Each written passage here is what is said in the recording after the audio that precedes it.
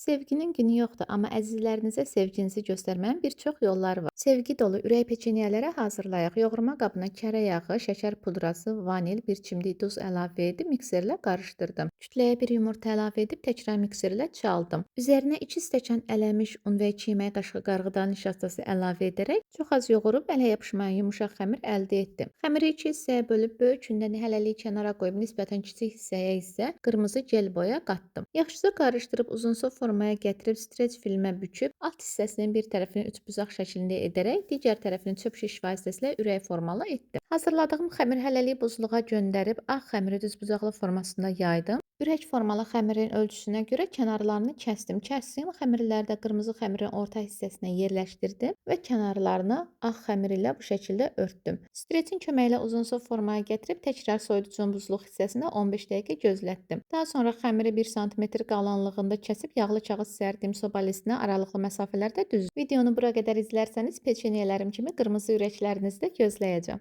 Əvvəlcədən qızdırılmış 170 dərəcəli sobada üzəri ağarıb altı qızarana qədər bişirdim. Bu qədər sadə amma sevgi dolu çox ləzzətli peçenyələrim hazırdır. Videonu yaddaşa verib sevdiklərinizlə paylaşmağı da unutmayın. Allah'a əmanət olun.